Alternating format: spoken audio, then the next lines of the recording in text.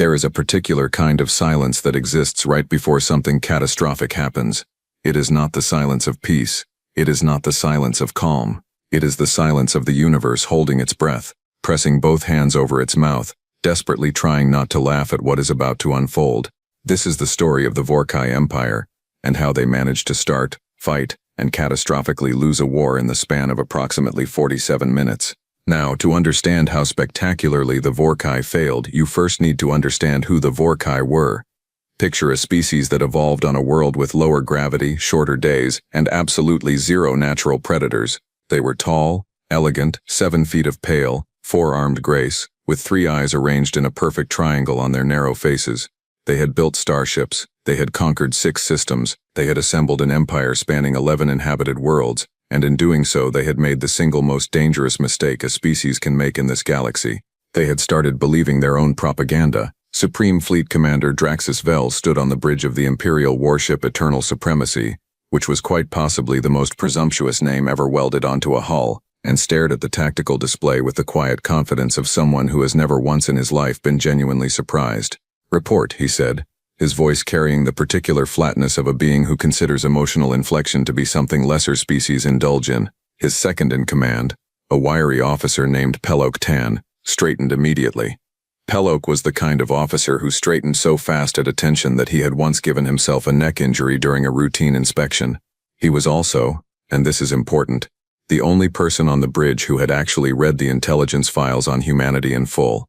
Every page, including the appendices, including the footnotes, including the footnote that was itself a footnote, buried at the bottom of page 412, which simply read, "Do not engage. See all previous pages for reasons why. Then read them again." Pelok had flagged this concern 3 times in formal writing. He had been told each time to stop being dramatic.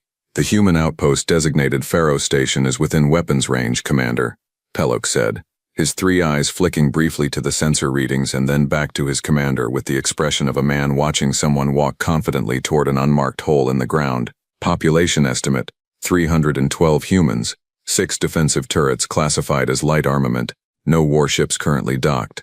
Draxus Vel permitted himself something almost resembling a smile. Almost. He considered full smiles a waste of facial muscles. 300 humans, he repeated. "And they call this an outpost. They call it a research station, sir. Mineral surveying. They have been here for approximately 2 of their years. Their signal traffic suggests they are studying the asteroid belt in this system for rare element deposits." "Miners," said Draxus. "And scientists."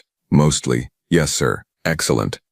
Draxus folded 2 of his forearms behind his back, keeping the other 2 loose at his sides, which was the Vorkai equivalent of looking relaxed and authoritative simultaneously. He had practiced this pose. "Then this demonstration will be brief. Signal the fleet." The fleet, for what it is worth, was not small. 14 warships, 2 carriers, a support vessel, the kind of assemblage you bring when you want to make a point, not when you actually expect resistance. This was in every tactical sense a hammer being used to flatten a grape. What Draxus did not know because he had not read the footnotes was that the grape had opinions. Inside Pharaoh Station, in a small room that smelled powerfully of recycled air and burnt coffee, a woman named Terra was elbow-deep in a geological core sample and not paying attention to anything else at all. Terra was 43 years old, originally from Lagos, with the kind of focus that made other scientists feel personally inadequate. She had been cataloging mineral strata for 6 hours straight, and had consumed 4 cups of coffee and 1 protein bar that she was fairly certain had expired 8 months ago. She felt fine. She felt, in fact, excellent. The alarm changed that, not immediately, because the first alarm was the passive sensor ping, which sounded like a polite doorbell, and Tara had set that particular alert to silent 3 weeks ago because the asteroid belt kept triggering it with debris drift, so she missed it. The second alarm was louder. This was the proximity alert. Tara looked up, blinked, and then looked at the readout on the wall screen. 14 warships. She stared at this for a moment. Then she picked up her coffee, took a slow sip, set it down and hit the station-wide intercom. "Hey," she said, in the tone of someone reporting a minor but mildly annoying inconvenience. "We've got company. Armed company. Someone want to look at this?" In the station's small command hub, 3 people were already looking at it. Commander Bren Solis, who ran Pharaoh Station, was a compact, broad-shouldered man in his early 50s with gray at his temples and the very particular stillness of someone who had been in bad situations before and had learned to stop flinching. He stood at the central display with his hands clasped behind his back, looking at the Vorkai fleet like he was doing math in his head. To his left was the station's communications officer, a young woman named Yuki Farr, who was already at her console sending signals on every available frequency. To his right was Dr. Ocean Mbeki, the station's chief scientist, who had the look of a man who had just remembered he left something important on the stove, except the stove was his entire life. "They're hailing us," Yuki said. "Put it through," Bren said. The voice that came through was translated automatically by the station's systems, and it carried the unmistakable tone of someone who has rehearsed this speech and is rather pleased with how it sounds. "Attention, human station. You are within the territory now claimed by the Vorkai Empire. You will surrender your installation, power down all systems, and await processing. Resistance will be met with immediate and total destruction. You have 3 of your minutes to comply." There was a pause. Bren looked at the display. He looked at 14 warships. He looked at Yuki. He looked at Ocean. He looked back at the display. 3 minutes, he said. "Yes, sir," Yuki confirmed. "Okay," Bren said. He unclasped his hands, walked to his own console, and did not notably power anything down. Instead, he opened a channel. A specific channel. The kind of channel that does not go to the Vorkai, or to any nearby ship, but to a set of coordinates approximately 4 light minutes away, where something had been sitting very quietly for the past 6 months, disguised brilliantly as an unremarkable chunk of asteroid. He sent one message. 11 words. Pharaoh Station. Hostile fleet. 14 warships, requesting immediate support. Authorization Ogun 7. Then he closed the channel and turned back to the Vorkai display. "Reply to them," he told Yuki. "Tell them we need more time to gather our personnel." Yuki glanced at him. "Do we?" "No," Bren said. "But they don't know that." On the bridge of the Eternal Supremacy, Draxus Vel received the human response with the patience of a being who has all the weapons and therefore all the time in the world. "They are stalling," Pelok Tan said quietly. "Of course they are stalling," Draxus said. "They are frightened. Let them have their moment of hope. It makes the lesson more complete." Pelok opened his mouth, closed it, opened it again. "Sir, the intelligence files on human military doctrine suggest a response capability that we may have underestimated. Their colonial defense protocols include what they call a rapid response package, which is described in the files as Pelok. Sir, are you about to quote a footnote at me again? A pause. General. Yes, sir. Then I am going to stop you there. Draxus looked back at his display. 300 humans, scientists and miners, no warships in dock. We have 14 fully armed vessels. At what point in this arithmetic does the footnote become relevant? Pelok Tan looked at the sensor readings. He looked at them very carefully. He was looking specifically at a small anomaly he had noticed approximately 90 seconds ago. A gravitational reading from the asteroid belt, slightly irregular, in a way that real asteroids do not generally produce, because real asteroids do not have active power cores. Sir, he said very quietly, I think the footnote becomes relevant now. The first thing that appeared was not what anyone on the Vorkai fleet expected, because no one on the Vorkai fleet had ever seen it before, because no other species had ever successfully made one, because it had taken humanity 60 years and an embarrassing number of prototype explosions to get the design right. It was, in the language of human military designation, an Apex-class strategic response platform. In the language of everyone who had ever seen one in action, it was something else entirely. It did not arrive the way warships arrive, with the dramatic bloom of an FTL exit point and the elegant deceleration burn of a vessel orienting itself to a new location. It simply became visible, because it had been there the entire time, and it had simply stopped pretending otherwise. It was enormous. Not large the way a carrier is large, with the functional bulk of hangars and crew quarters and support systems. It was large the way a geological feature is large, in a way that made nearby objects seem like they had gotten the scale of existence slightly wrong. The hull was not clean and sharp and elegant. It was layered and scarred and covered in the particular texture of something that has been in service for a long time and has no interest in looking pretty. 14 gun emplacements rotated on its hull with a slowness that was somehow more threatening than speed. The way a very large and very calm animal turning to look at you is more frightening than something that screams. On the bridge of the Eternal Supremacy, every single console lit up simultaneously. What? Said Draxus Vel, for the first time in his military career, is that? Pelok Tan, who absolutely deserved to say I told you so and who was far too professional to actually say it out loud, said only, that, sir, is the footnote. The human vessel did not fire immediately. This was, in retrospect, the part that Draxus would find most unsettling later. In the private moments he was permitted before the end of his command career, it did not fire. It just waited. It put out a communication on the same frequency the Vorkai had used, and in perfect Vorkai standard language, a voice came through. Not translated. Perfect. Which meant someone, at some point, had studied them the way you study a problem you intend to solve. The voice was female. It was calm. It had the particular quality of someone who has done this before and considers it administrative. Vorkai fleet. This is Captain Amara Cross of the UEN vessel Relentless. You are currently targeting a civilian research installation under the protection of the United Earth Navy. I am going to ask you to stand down once. I have found in my experience that once is usually sufficient. Draxus looked at his weapons officer. His weapons officer looked back at him. Target it, Draxus said, and here is where things went, as Peloktan would later describe in his very detailed memoirs, comprehensively and irreversibly wrong. The Vorkai fleet opened fire. All 14 warships. The 2 carriers launched their strike craft. Every weapon that could be brought to bear was brought to bear, because Draxus Vel was not a stupid commander. He had looked at that ship and understood, on some instinctual level, that half measures were not an option. He was right about that part. What he was wrong about was the idea that full measures would be sufficient. The Relentless did not dodge. It did not evade.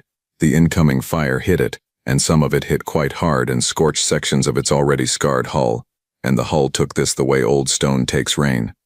It absorbed, it redistributed, it held, and then the Relentless replied, not all at once, because that would have been wasteful. Captain Amara Cross was not a wasteful person.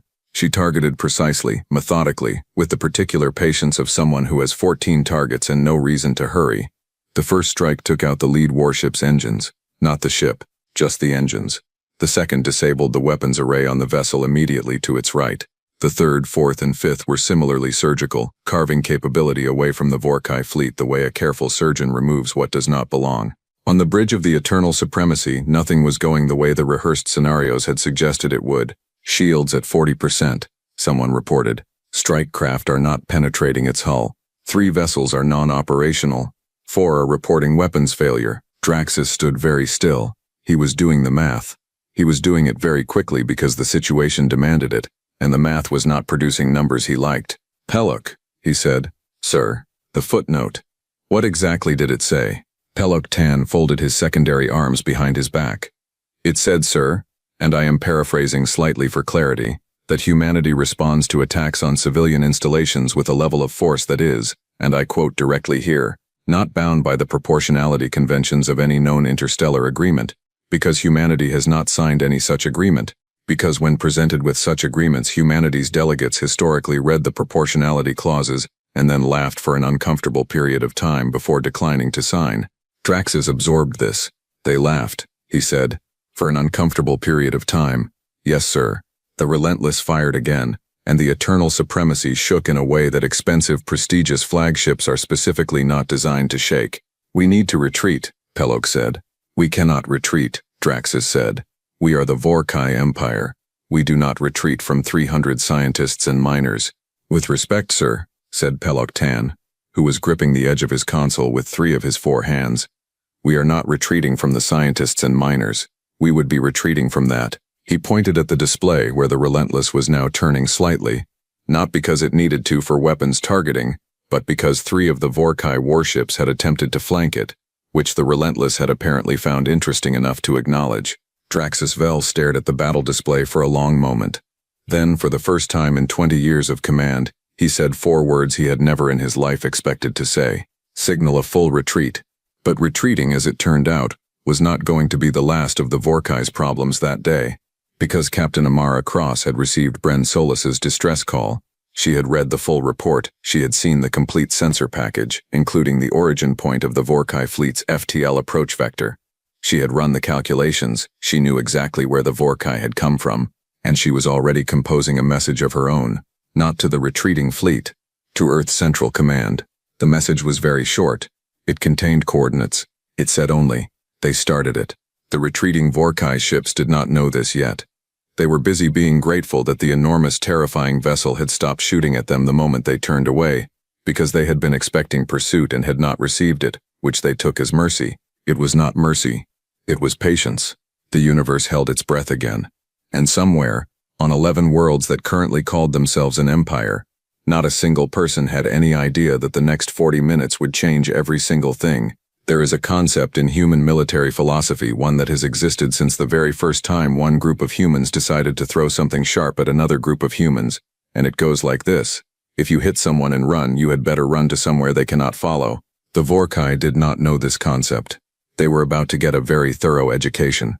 The 14 ships, or rather the 9 that were still capable of independent propulsion, limped back through FTL toward Vorkai Prime, with the particular energy of people who have touched a hot stove and are now moving very fast in the opposite direction, while also pretending they intended to do that all along. 2 of the disabled vessels were being towed. 1 had been left behind entirely, its crew rescued by a neighboring ship before Draxus Vel had made the call that some hardware was simply not worth the time. The remaining vessels had hull damage ranging from cosmetic to structurally concerning, and the mood aboard all of them could be best described as a silence so thick you could have built a wall with it. Draxus Vel stood on the bridge of the Eternal Supremacy and said nothing for 41 minutes of FTL travel. Pelok Tan stood 2 meters to his right, and also said nothing, because Pelok had spent 20 years learning exactly when to speak, and when to stand very quietly and let events develop at their own pace. This was one of the latter moments. He could feel it in all 4 of his arms. The fleet dropped out of FTL at the edge of the Vorkai home system, and the familiar sight of Vorkai Prime filled the forward screens, pale and perfect and ringed by its 3 moons. And for a brief moment something almost like relief moved through the bridge crew. Then Pelok Tan looked at the long-range sensors. Then he looked at them again. Then he said, very quietly, "Commander." Draxus turned. "There is something in this system that was not here when we left," Pelok said. The display updated as the fleet sensors resolved the readings into clarity, the way a photograph develops in chemicals, detail emerging from blur in a progression that felt, to everyone watching, deeply and personally unfair. It was not one ship. It was not a fleet in the traditional sense either, because fleets have formations, and formations imply that the ships within them are paying attention to each other for navigation and coordination purposes. What was in the Vorkai home system did not appear to be paying attention to each other in any navigational sense whatsoever. They were simply there, spread across the system with the casual confidence of people who have already decided how this ends and are now just waiting for the paperwork. 31 vessels, of varying sizes. The smallest were still larger than the largest Vorkai warship.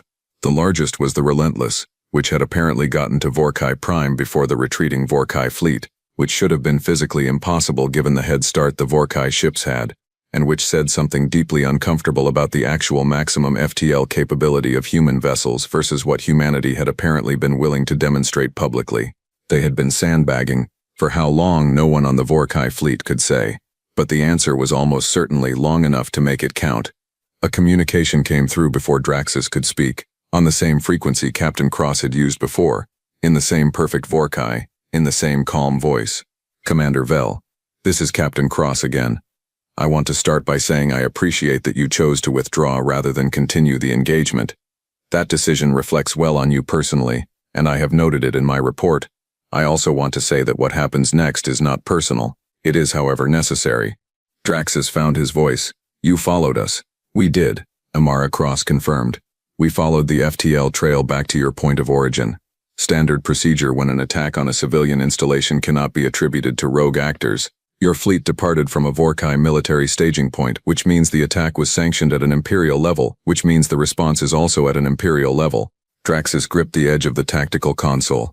"You are threatening our homeworld." "I am not threatening anything," the captain said, and her voice carried the kind of patience that is somehow more threatening than anger because anger has limits and patience does not. "I am explaining a process. There is a difference. The process is, we have transmitted a full record of today's events to your planetary government, along with a list of conditions. The conditions are being reviewed right now by whoever makes decisions on Vorkai Prime. We are waiting for a response."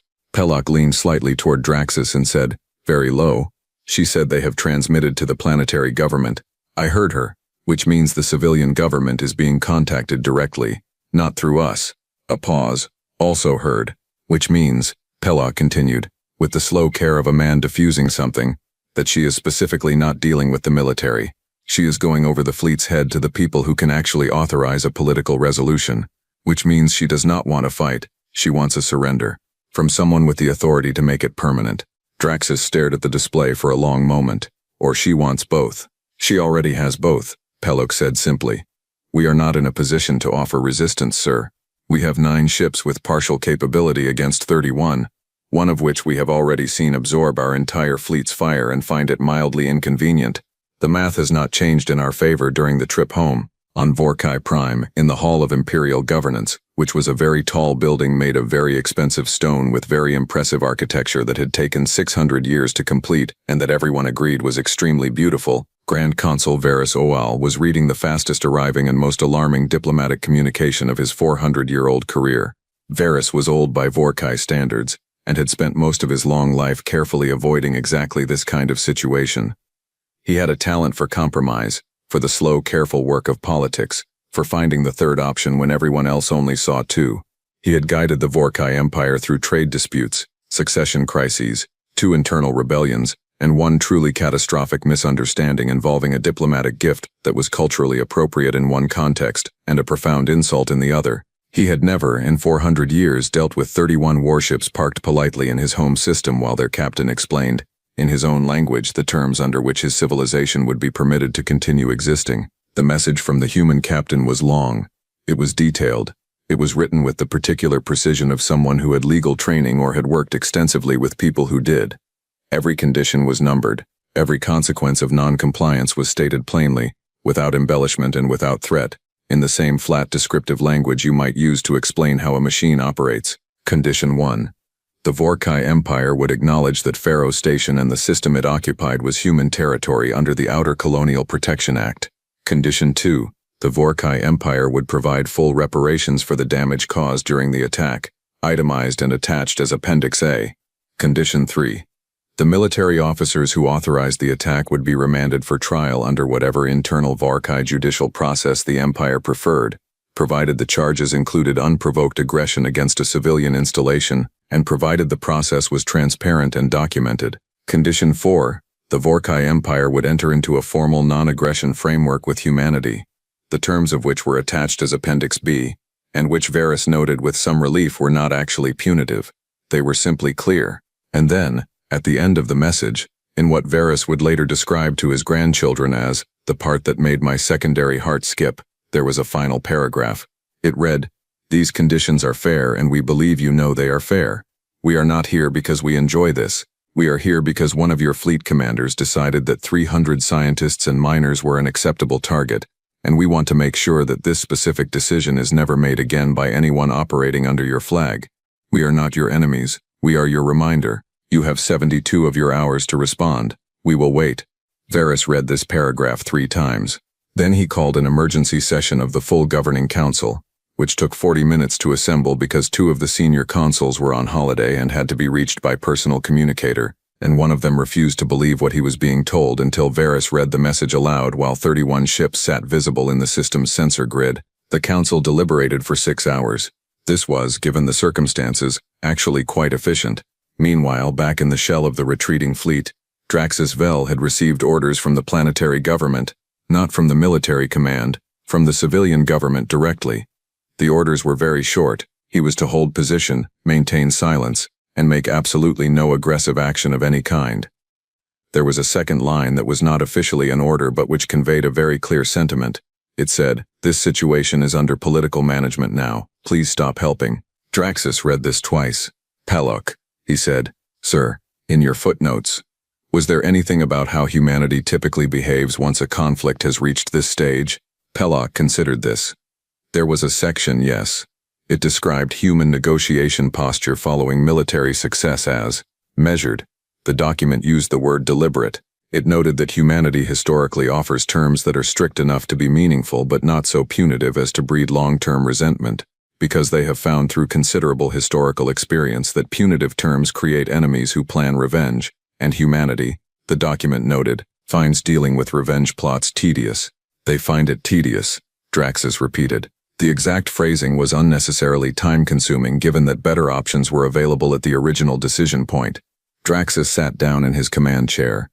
This was notable because he had not sat down during an active operation in 11 years, on principle. He sat down now because his legs had simply made the decision without consulting him.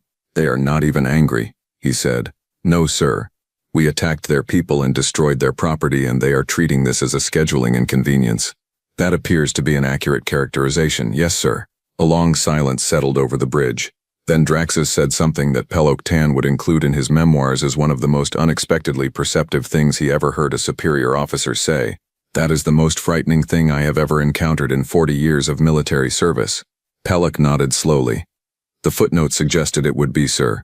On Vorkai Prime, Grand Consul Varys Oal met with his full council, and then met with his military advisors, and then met with 3 independent legal scholars who had spent their careers studying interstellar treaty frameworks. And at the end of all of this meeting, the answer was the same as it had been at the beginning. There was really only one rational path forward. The conditions were fair. The alternative to accepting them was written very quietly between every line of that communication, and it did not need to be stated outright because everyone in every room could see 31 ships on every sensor screen. The ships had not moved. They had not powered weapons. They had not made threats. They simply sat there, patient and enormous, like a fact that the universe had decided needed to be acknowledged. Varys drafted the response himself. He was a good writer. He had written many difficult communications in his long career. This one was, in some ways, the easiest, because there was genuinely only one thing to say. He accepted all 4 conditions. He added a 5th one himself, unprompted, which stated that the Vorkai Empire would establish a joint review committee for any future territorial claims in contested systems, to prevent a recurrence of the specific failure of process that had led to a fleet commander being given authority to act unilaterally against a civilian installation. He felt this was important. He also felt privately that including it unprompted demonstrated something about Vorkai good faith that the situation genuinely required. Captain Amara Cross received the response exactly 61 hours after sending the conditions. She read it on the bridge of the Relentless with 3 of her senior officers present, and a cup of very mediocre ship-brewed coffee going cold at her elbow. She read it once, then she sent a reply, which was 4 sentences long. It said, "We accept your response and commend the additional condition you included. The 5th condition demonstrates exactly the kind of structural thinking that prevents these situations from becoming cycles. The fleet will begin withdrawal from your system within the hour. We look forward to the formal treaty negotiations which our diplomatic corps will initiate through standard channels." She sent it. She picked up her coffee. She drank the cold coffee without complaint because she was the kind of person who finishes her coffee regardless of temperature because wasting it feels wrong. Lieutenant Joran Vex, her tactical officer, watched her do this. "That's it?" he said. "That's it," Amara confirmed. "We had 31 ships in their home system. We could have what, Joran?" She looked at him. Her expression was not unkind. It was the expression of a teacher who has asked this question before and is genuinely interested in the answer. Joran thought about it. "More," he said finally. "We could have gotten more. More consequences, yes. More territory, theoretically. More reparations." She set the coffee cup down. "And in 40 years, when the Vorkai have rebuilt their fleet and nursed 3 generations of resentment, we would have gotten more of something else too. Something messier, something that would cost more to resolve than we gained in the first place." She looked out at the view screen where Vorkai Prime hung in the distance, pale and quiet. "They made a mistake, a big one. We made sure they understood the scale of that mistake, and then we gave them a way forward that doesn't require them to hate us to survive it." She paused. "That's how this works," she said. "When it works." She stood, rolled her shoulders and picked up the cold coffee again. "Begin withdrawal. Signal Pharaoh Station that the situation is resolved and they can go back to their rocks." Joran followed the order. As he was doing so, he said, "Shouldn't we feel more triumphant? We just made an empire blink." Amara Cross considered this on her way to the door. "Talk to Bren Solis," she said. "He's the one who had 14 warships pointed at his station while he bought time by pretending to gather personnel he had already gathered. He gets the triumphant feeling. We just did our jobs." She left the bridge. At Pharaoh Station, in the small room that still smelled of recycled air and the ghost of bad coffee, Tara Ogun received the all-clear signal, looked at it for a moment, and then went back to her geological core sample. She had 6 more hours of cataloging to finish. Some things she had found did not care about the scale of events happening outside the window. The mineral strata were the same before the Vorkai fleet arrived, and the same after it left. The rare elements in the asteroid belt had not rearranged themselves out of excitement. The work was the work. Although she noted, turning the core sample slowly in her gloved hands and finding a very satisfying vein of something that might be a previously uncatalogued compound, the coffee situation was going to need addressing. She had drunk the last of it during hour 3 of the standoff. She typed a requisition order. 1 item. Coffee. Premium blend. 4 kilograms. Reason for request. Essential operational supply. Priority high. Somewhere in the system, the Vorkai fleet was limping home to face an empire that was going to spend the next several decades reckoning with what a very bad morning looked like when you aimed it at the wrong people. Somewhere in the middle distance, 31 human warships were beginning their orderly withdrawal like professionals who had a schedule to keep. Somewhere in the galaxy's long, complicated history, this moment was taking its place among the lessons that civilizations learn once if they are lucky and not at all if they are not. And in a small room on Pharaoh Station, Terra Ogun finished her coffee requisition, turned her core sample to the light, and found exactly the vein she had been looking for. She wrote it up, carefully, with all the right measurements and notations. It was, she decided, a very good day.